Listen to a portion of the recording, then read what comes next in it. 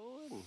Okay, I'm on the trail that leaves just near my house, which I haven't been on probably in a year. I got really sick around New Year's, so I didn't get up here at the usual time, in the cool season.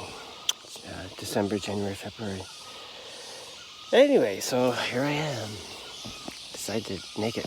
Now we're right in the hot season now, so really you have to go in the morning. Even so, I'm just covered. You can see I'm even without sleeves, which is not really the smartest thing to do in the dense forest, tropical forest, but it's pretty hot. So, but I'm totally covered below, and I got my leggings for bugs and snakes and things. But I think I'm okay. Trail is pretty easy. I find it pretty easy to follow, and I'm familiar with it, but definitely not much use lately. Which I found it's pretty common. Like the trails behind the house where I live, okay, they're clear for a while, and then they just, even though I'd hiked them a number of times, I totally got spun around and had to come back. Anyway, the point is that things grow so fast here, and trails can grow over super fast, and trees that were fallen down, like big trees, like 2-3 feet in diameter, 3 years ago are basically almost in the ground right now. So things look different all the time. It's pretty amazing, really, the amount of growth. And up here it's above 1,000 meters, and it's cooler. It's not like down in the low tropic sea level stuff. Anyway, but I'm gonna keep this short, and I'll show you when I get to the ridge. It's a whole different ball game, whole different environment. There's some really massively old trees. I mean, there's some old trees here too. Like, look at this beauty here. Can you see that? Anyway, lots of old trees at this level. When you get up there, it just feels, it's very open. And anyway, I've done lots of videos through here, but I'll check in again in a while. And now, the thing about this trail is the toughest part is the first third, right? It's just and thick, and right now it's slippery because of the dry leaves everywhere. So that most strenuous part is the beginning, and then it just sort of rolls along and then goes downhill. So once you get to the top, you kind of go, okay, I'm okay. If you don't die going to the top, then you're good. Anyway, yeah, so check in a bit. I'm probably about 2/3 of the way up to the ridge, to this part of the ridge.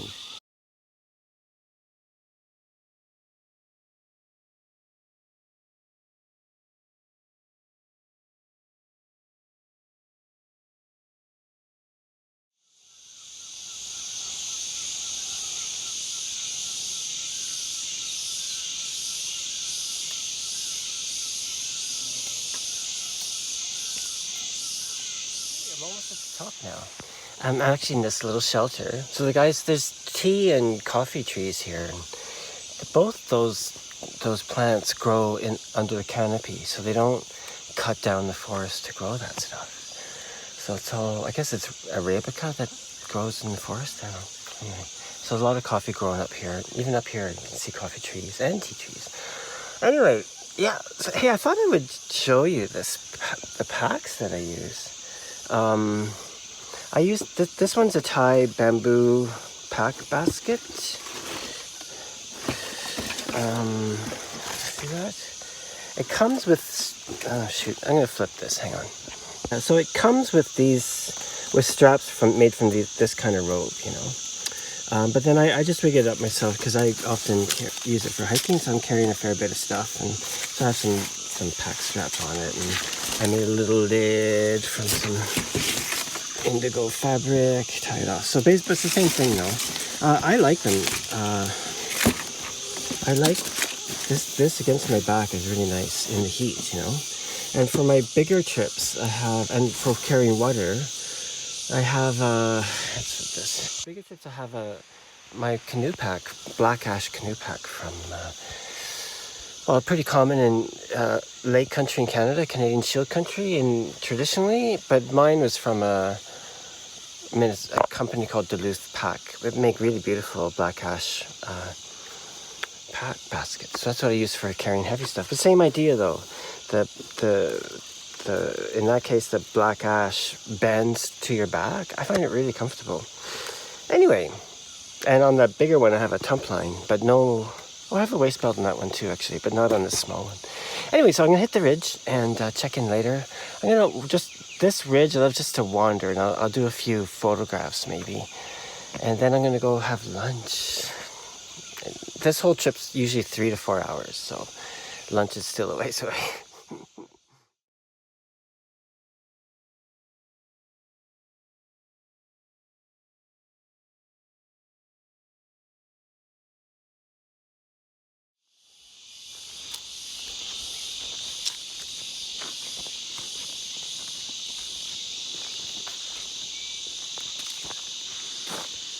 Okay, I'm on the ridge here. Wow, it's totally cleared. So, when I first came here, maybe not the first year. First year I'd broken my heel, so I couldn't help. But I think it was the second year, Pisutam, through my friend Gung, asked me if I wanted to come up and help them clear this fire. This is a kind of a fire road trail. It's not a road, but it's a trail. And we come up here and sweep and move wood and leaves and stuff so that if a fire comes up, theoretically anyway, I think it was a big fire. Anyway, the theory being that if a fire comes up, it'll sort of stop on this side and not go down into the village. Anyway, we've never had a fire in the village so far anyway. And this year there's way less fires up, at least where I am. It's pretty smoky though. Anyway, so obviously a few years ago they started hiring some local guys with their weed whackers and stuff, and it's super clear. Like, so they do a great job, probably a better job than we all did. But it was really fun though. We'd all bring lunch and have a great time. But that was of another time. Now they hire professionals. I guess just to add to that, I have to say the last couple times I came up with them, because I'm older than most. Actually, it was always the older people that came. Like the young people, they have no way they're going to do it, because your phone don't work up here. Anyway, it was the older people, but I was among the oldest, right? So in my mid-60s and stuff. Anyway, my main point being that the last couple times I came up to help, I was pretty wiped out by the end of the day, I have to say. Like I was walking home going, oh, sweet baby Jesus. My ankles are going to be sore tomorrow. Anyway, so I guess it's all good. But it was fun though. I really loved it. It was like when I started doing that, it helped me feel like I was sort of recognized as being part of an odd character, to be sure, in the village, but at least part of things, you know what I mean? It was a wonderful feeling. Anyway, but I've been here for, it's going to be 10 and a half years soon. Anyway, this is my home, so anyway.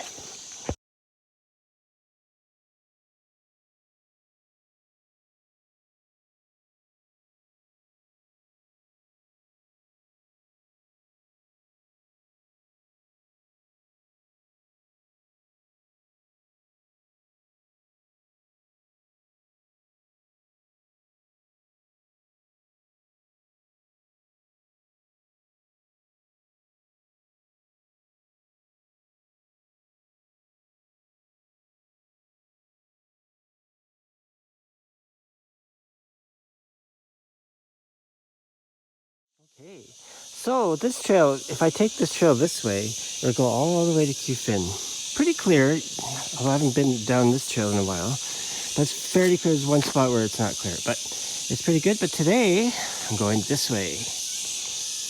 And going that way will take me just above the waterfall in Mekongpong. Then I'll walk down and enjoy it. And it's nice downhill, but not too steep. Very pleasant. Anyway, so I'm on the downhill part now. Okay, so here's a great example of some easily seen coffee trees. It's under the canopy. It's on steep ground. It takes some effort to pick coffee on them, but people do. And it's famous coffee up here. Really nice, actually. Yeah, so this whole hillside, at least the upper part, at least, I don't know about lower down. Yeah, maybe it goes down about 50 meters or more, maybe. Anyway, you can see it's all here. These are coffee trees. Yeah. And all the berries have been picked, looks like. which makes sense. So they're all being processed and dried and everything.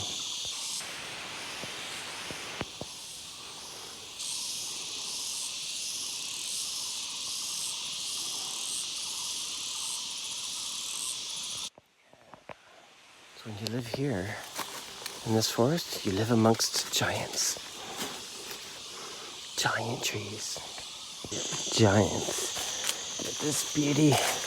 This is, you probably don't know if you can tell in the video, but this is wide. That's really wide. Like 10 feet wide. And this tree, this old mama tree, is hollow inside. Look at that, eh? Up we go. Amazing.